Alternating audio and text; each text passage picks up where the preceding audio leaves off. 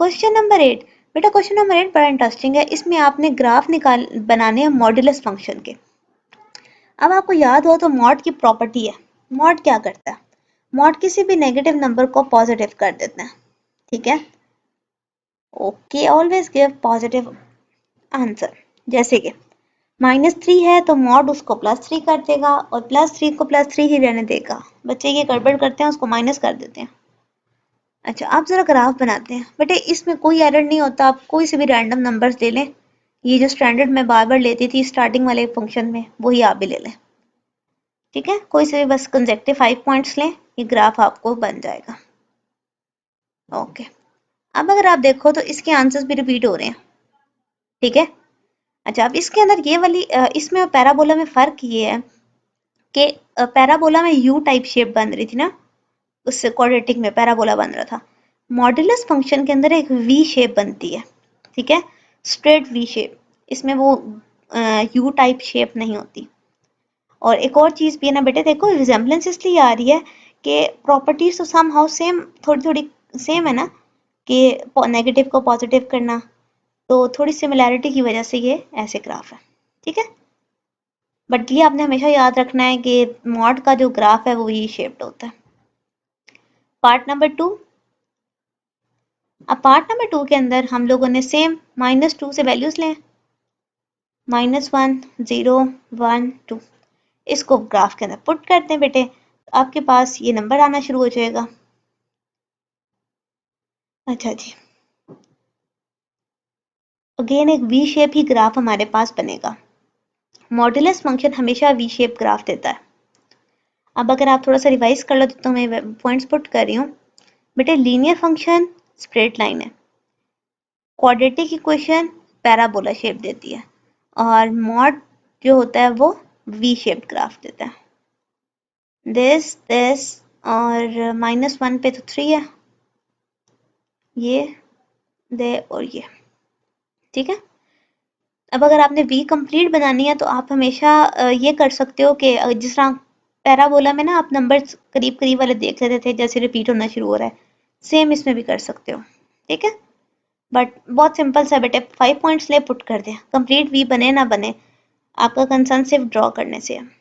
Part 3 देखें, -3, चले -2 से शुरू करें।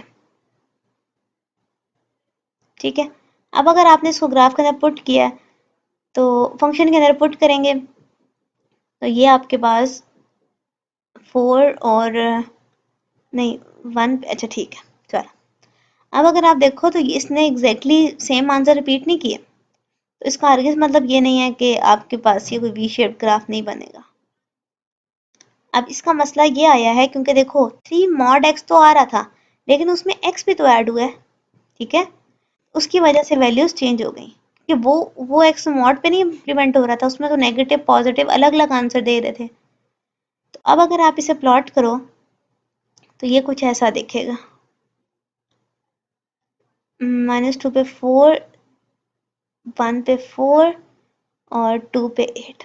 अब ये वी शेप तो है बट टिल्टेड वी शेप है। ठीक है, एक साइड से थोड़ी सी कम एक्सटेंडेड और एक से थोड़ी ज़्यादा। चलो ठीक है, एक सेकेंड, इसको ज़रा सा मैं नीट बना देती हूँ ताकि आपके लिए इजी हो जाए। ये और ये, ठीक है, so this is your required shape. एक पॉइंट बेशक पीछे वाला ले लें तो उससे ये है कि सेम आ जाएगा, शेप सेम हो जाएगी। तो ये था आपका पार्ट नंबर 3 जिसके अंदर आपने मॉड्यूलस के ग्राफ देखे। बेटे question number 9 statement based question है। इसके अंदर सप्लाई और डिमांड की बात हो रही है। ठीक है, अच्छा, अब ये सप्लाई डिमांड की बात हो रही है, आपको दोनों इक्वेशंस गिवन है, सप्लाई इक्वेशन गिवन है और डिमांड की भी।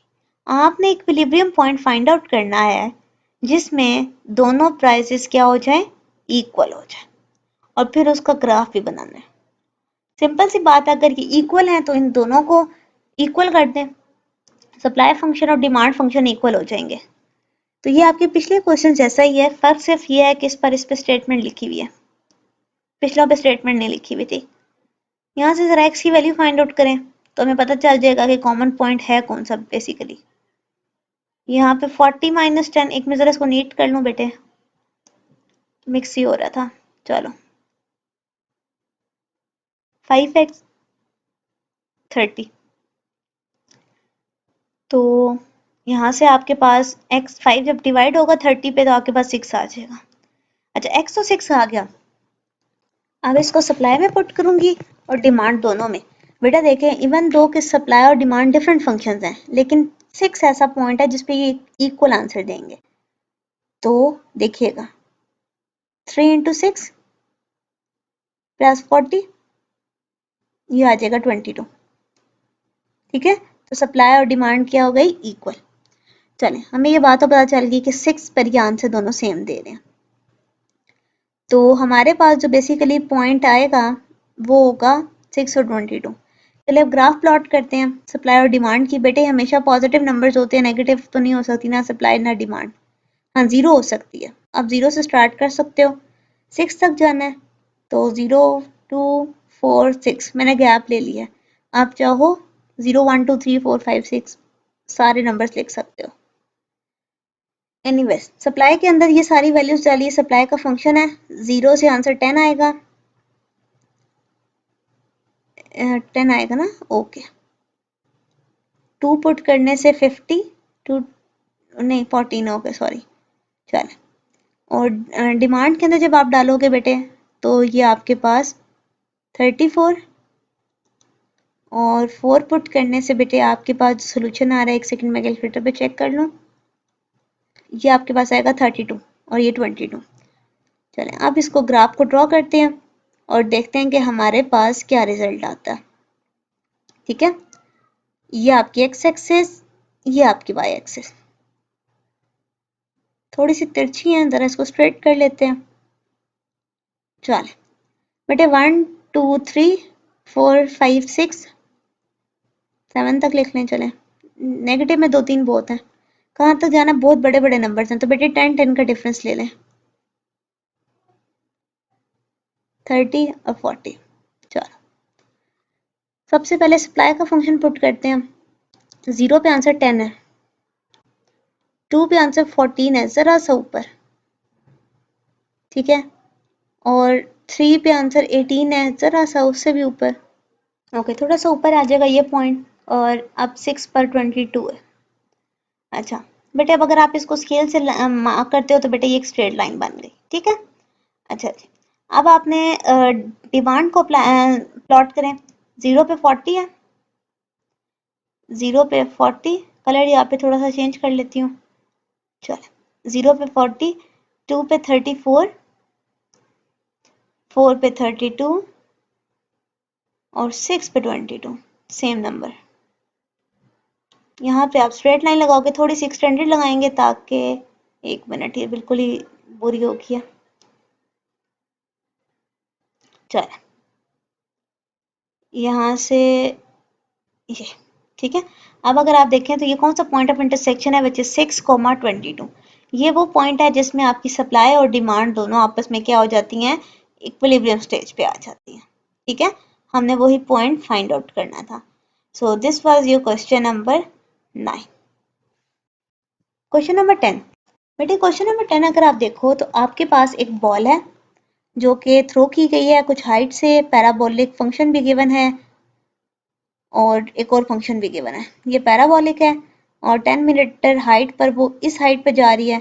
आपने ड्रॉ करना है कि वो बॉल जो है ना वो कैसे उसको रीच करेगी। सबसे पहले तो देखो बेटे, आपके पास जो फंक्शन गिवन है, ठीक है, ये क्वेश्चन नंबर 1 आ गई और ये क्वेश्चन नंबर 2। हमने वो टाइम फाइंड आउट करना है ना, तो आप इन दोनों इक्वेशन को आपस में इक्वेट कर दो, लेफ्ट हैंड साइड और राइट हैंड साइड, क्योंकि दोनों की राइट अगर सेम है तो हम लेफ्ट को इक्वल कह सकते हैं। This is equal to 90। अब अगर इसको सॉल्व करें, 90 को इस साइड पर ले आए, माइनस हो जाएगा, सो ये आ जाएगा -6t² plus t plus 5 equal to 0। 6 5 30, चलें एक दो नेगेटिव कॉमन ले लें। वैसे अगर आप ना भी लेते तो हम फिर भी मिड टर्म ब्रेक तो कर ही लेते हैं, बट चलो मैंने ले लिया तो चलाते हैं। माइनस 0 के साथ खत्म हो जाएगा। अच्छा 6 5 का क्या होता है 30। तो हम इस पे लेते हैं क्वाड्रेटिक फार्मूला, क्योंकि कोई पेयर ऐसे मुझे समझ नहीं लगा कि बन सकता है। आपको अगर कोई मिलता है तो बना ले। Anyways p is equals to minus B plus minus B square minus 4ac divided by 2 है। ये आपके पास क्वाड्रेटिक फार्मूला है। वैल्यूज उसके अकॉर्डिंग इसमें पुट कर दें, 6 और माइनस 5 डिवाइडेड बाय 2 इंटू 6। अच्छा ये बनता है आपके पास 1 plus minus 11 by 2, sorry by 12। तो एक दफ़ा ये पॉजिटिव में सॉल्व हो सकता है और एक दफ़ा ये नेगेटिव में सॉल्व हो सकता है। अब अगर आप देखो तो ये बनेगा 11 और ये बनेगा माइनस 10 बाई 12। अब टाइम कभी भी नेगेटिव तो नहीं हो सकता, ठीक है। नॉट इक्वल टू ना लिखें, अलग कह दें लेस देन 0 है। टाइम 0 हो सकता है, 0 से कम तो नहीं हो सकता ना, तो ये तो पॉसिबल ही नहीं है। सो t इज इक्वल्स टू 1 हमारे पास पॉसिबल है, ठीक है। सो t is equals to 1. So put t is equals to 1, second equation number 2. So h of 1 आपके पास आ गया 9। ओके उसके बाद आप क्या करोगे, अब आपने इसका ग्राफ प्लॉट करो। अब t और y लिखेंगे बेटा, x y नहीं लिखेंगे, t की फॉर्म में फंक्शन है ना। अब अगर आप यहाँ पे डिफरेंट वैल्यूज पुट करो 0 1 2, क्योंकि 1 पे हमने वो सोल्यूशन निकाला ना। चल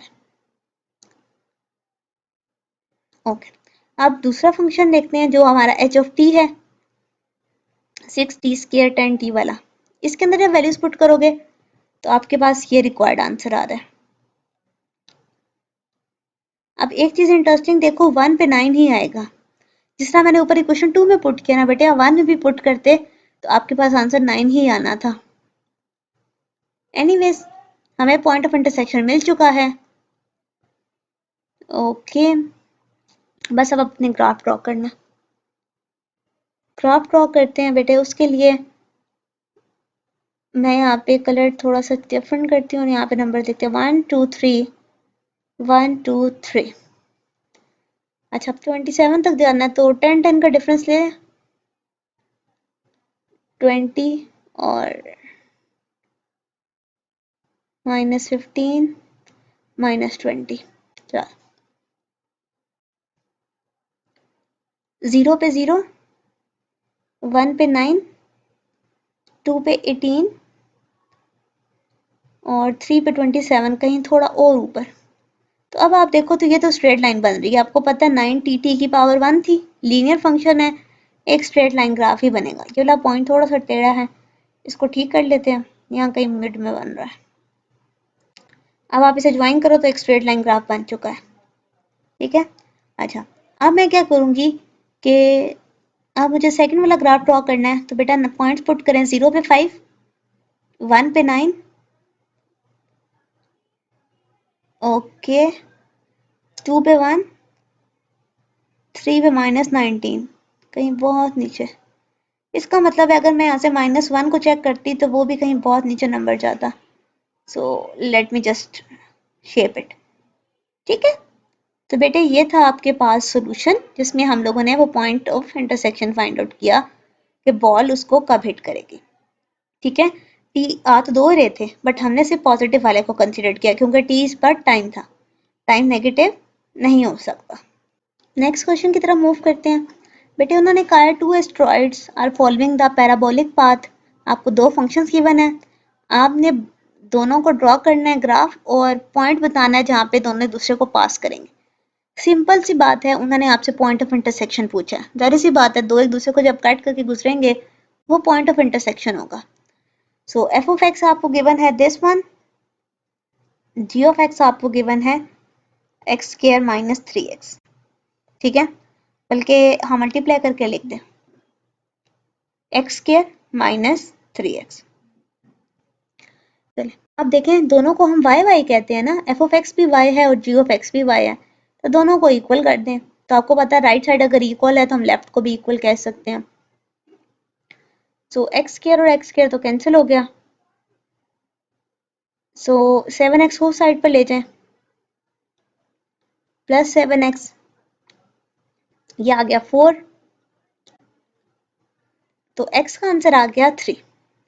इसका मतलब है x3 के ऊपर ये दोनों जो ट्रांजिटिक पाथ हैं ये एक दूसरे को कट करेंगे या पास करके गुजरेंगे। ठीक है, चलें अब हमें सिर्फ इसका ग्राफ ड्रॉ करना है। तो इसको क्वेश्चन 1 या 2 किसी में पुट कर लें तो आपको y का पॉइंट मिल जाएगा। 2 में पुट कर लें, 3 का स्क्वायर माइनस 9 और 0, बेटा y का आंसर 0 आ जाएगा। ठीक है, चलो हमने पॉइंट वैसे अपना इंटरसेक्शन का ऑलरेडी फाइंड आउट कर लिया। सिंपली बस हम इसको ड्रॉ करेंगे और उस पर मेंशन कर देंगे क्योंकि क्वेश्चन में है कि ग्राफ ड्रॉ करना है। बेटे सबसे पहले चार्ट बना लें x और y। ठीक है, सो नंबर्स ले लेते हैं पॉजिटिव क्योंकि x 3 तक जा रहा है।